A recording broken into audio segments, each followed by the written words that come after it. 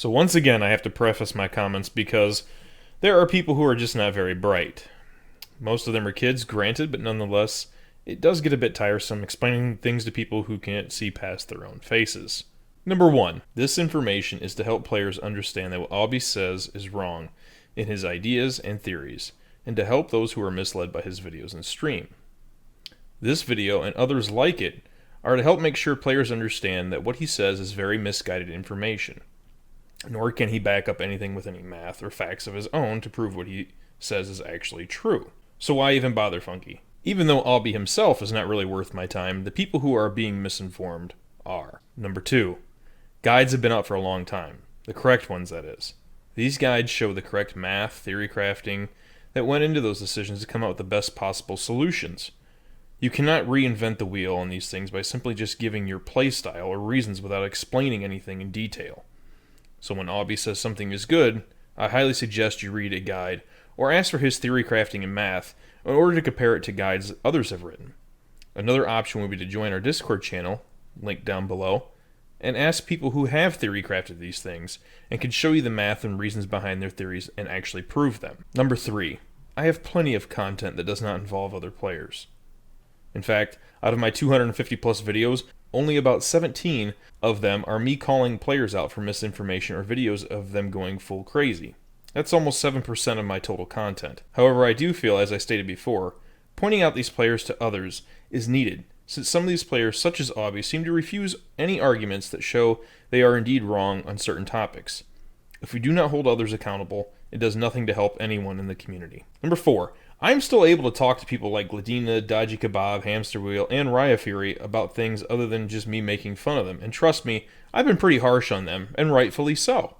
But we can all still discuss things like humans when needs be. There's a point in which you do not cross, for example like this.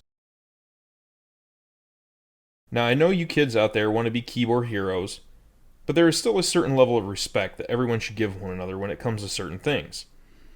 This includes trying to make false copyright strikes against me, and then make a post lying, trying to cover your ass, then deleting it. This also includes having a debate in his Discord, and only for him to delete the entire conversation because he is triggered when he has been proven wrong or his judgment is in question. It is far past time for people to stop acting like little bitches and be a man or woman and take responsibility. To start this video, I wanted to go into something that Awbee says he knows most here on Warmane. His Ret Paladin. Rico, aka Beanlord, is simply explaining to Awbee that he is simply wrong about Crusader Strike resetting the cooldown of Divine Storm, aka the 2-piece tier 10 set proc for Rets. While Rico goes about this and explains it to Awbee in a calm manner, he gets triggered and decides to delete the entire conversation. He demands a video be shown and tells others in the chat that they can use his MSBT, Mike Scrolling Battle Text, to track the proc in his streams. Using MSBT as your source to track this is not applicable, as MSBT is delayed due to the server, and thus your CS overlaps sometimes with your auto swings. Furthermore, Awbee claims he does not use an auto swing timer add-on, which is necessary if you want to maximize your DPS as Ret. This is so you can prioritize your abilities and anticipate changes you need to make for your next spell. In order to track the DS proc with auto attack properly, you would need something like this. Luckily, we have a video provided by Rico himself showing us this in action. Full link to the video is down below. As you can see in the following pictures, even Awbee, after 10 years of playing here, is confused as to what even procs this ability. Let's move on to my personal favorite and class I know the best, Restoration Druid. So in this video, he says Glyph of Nourish is a bit of a black sheep. I think Glyph of Nourish is a bit of a black sheep here. What does he mean by that exactly? I think there's supposed to be something else there, but I might just be wrong. You'll want Swiftmen to save you a global cooldown, and wild growth in 25-man content, without question. Your third slot should be one of the following: Nourish, Innervate, or Rejuvenation, not Rapid Rejuvenation. Now, as I go over in my guide about the reasons for this, Nourish Glyph is the best fit if you are not doing pug runs or you're not in a starting guild. Chances are you'll be at high enough mana regen, you won't be running Innervate Glyph at higher end gear levels either. The Rejuve Glyph also suffers at higher end guilds, as most players are not below 50% HP for very long periods. Thus, while it does do some healing, Nourish is far better for almost every fight, and will increase your throughput. Either way, the third glyph is still kind of a toss-up between those three I mentioned. As long as you have Swift Mend and Wild Growth, or one of the three I mentioned, you're fine. I don't know too much about Resto Druids. Okay, here, Awbee should have stopped when he said he did not know much about Resto Druids. Yet he continues. Why? Seriously, why? If you don't know about something, why would you continue to talk acting like you do? There are two specs for Restoration Druid, the lower haste cap spec and the higher haste cap spec. The lower spec requires 3 of 3 into Celestial Focus in order to hit the haste cap. This allows you to keep your GCD cap on Rejuvenation with 735 haste, versus without it, you'll need 856 haste. Again, I cover this in my Restoration Druid guide, and the information is readily available for everyone. But you have enough haste with the Nature's Grace, with the low cast speed that is Nourish. You'll be having more than enough haste, you don't need the 3%. Nature's Grace will give you enough haste. If you read the talent, you can clearly see this is not really the case. Non-periodical spell crits will cause this effect. So that means you'll have to be casting Healing Touch, Regrowth, Swift Mend, which is on a 15-second cooldown, mind you, or Nourish. Now, assuming you are at the haste cap, and again, as I've said in my guide, every heal will be GCD capped minus Regrowth and Healing Touch when you are at haste cap, and thus have the proper raid buffs. So by getting Nature's Grace, you are shaving off 0.4 seconds with 3 talent points for 1 heal and 1 heal only. This is, of course, not including all haste buffs that you will be receiving from the raid as well. Well, what about Healing Touch, Funky? Healing Touch is not used unless it is with a Nature Swiftness macro. The cast is too long and the throughput is too low when you compare it to something like Nourish, especially if you have Glyph of Nourish also equipped. I want to stop here in the video and simply ask one more time, Awbee, why would you mislead people after you said you don't know about a class? Why are you misleading players? Do you get some kind of enjoyment out of this?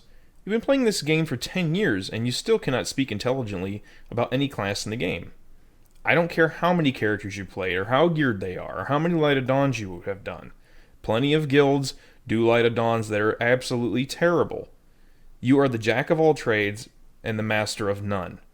Giving out incorrect information for no other reason that I can conclude, other than to prop yourself up as some kind of god in your viewers' minds, but more on that later. I would rather put those 3%, or those 3 points, into Revitalize. Okay, now he does get the Revitalize part kind of right here, but it shouldn't be those points that he should be moving. It should be the 2 of 2 of Empowered Touch and 1 of 3 he has in Living Seed. The thing is, a lot of Resto Druids, they'll be like, I don't go out of mana, I'm the best Resto Druid ever, man. Which is fine, I guess, but the only thing stopping a healer from healing is mana? Yes. Yes, you heard that correct. The only thing stopping a healer from healing is mana. While he is right to a point, he's also very wrong if this is his thinking. First, Resto Druids have 3 ways to generate mana. Clear casting procs used for Life Bloom in order to get mana back, mana potions, and Innervate. These can also be augmented with additional raid buffs like Mana Tide, Replenishment, and other Innervates. They can also be buffed even further when using something like Glyph of Innervate. If you are doing ICC, or even TOC for that matter, if you have these and use the methods I just described to get mana back, you will not have mana issues as a Restoration Druid. This is where min-maxing comes into play, and why people do this to push their healing or DPS to the max. If you end the fight with a ton of mana in reserve, because you rolled, for example, a ton of Spirit Gems, that is pointless considering you could have gone to more spell power and got more effective use of your heals. Even on something like 0 buff Healing Lich King, there is no point to swap meta gems or other gem slots for mana regen, when a simple glyph swap or cloak swap would suffice. In my last video I talked about Awbee's Restoration Shaman and how he says 1 of 3 in elemental weapons is better than having Tidal Force. But this time around I wanted to go into a bit more detail why Tidal Force should be preferred. For example, if the Holy Paladin is grabbed and there is Soul Reaper for 0% buff. This cooldown gives you 100% chance to crit with its first 2 healing waves, and proc Ancestral Awakening. The third stack is dependent on luck, but even on the third stack you should have around 80% crit. Not only that, but 1 of 3 elemental weapons will not provide more healing either, as the proc of Tidal Force will more than make up for the 15 spell power loss. In Awbee's new video on gear inspections, he is still portraying rogues as having a difference in hit rating from main hand to offhand. I have commented on this twice in the last 2 videos, that it is the same for both main hand and offhand, yet he continues to believe it's different somehow. It's 27 base for both, 8% for yellows, 17% for poisons. It's as easy as that. In his assassination talents for his own Discord channel, he is showing Envenom Glyph, which was removed in patch 3.1. So even if the glyph was still in the game, Assassination has the Master Poisoner talent that acts as the same thing as the glyph does, so it would be a waste. Let's move on from classes for a moment and talk about how Awbee is conducting himself with raid awareness and towards his fellow Pug players that he streams with and they're a part of his audience. Here's a video of Awbee telling the other Holy Paladin to Sacred Shield himself so he takes less damage in the dream state. Just keep Sacred Shield on yourself, Gent. You won't have to heal. However, when the kill is over and the guy tells Awbee that he himself did not use Sacred Shield, Awbee's response is to tell him to fuck off? You can use Sacred Shield on yourself, it negates all the damage. Oh, really? The thing I said like 3 times. I saw you taking damage all the time. Yeah, okay, go fuck yourself. Moving on to this BQL video where he is bitten as the off tank, which literally does nothing in that fight. You do not have to worry about any of the mechanics that others have to except being bitten. There is a 60-second timer that counts down, thus he had plenty of time to find a target to get ready to bite. Yet he couldn't find a single person to bite? Check your DPS list, guys, and figure out who you want to bite. Get out of the flame, Madhawks, out of the flame. Good job. Figure out who you want to be biting here. The next in top DPS is what you really want to be biting. Oh my god, there's only fucking pets. Who's serious right there? Are you serious? No, you're fucking kidding me.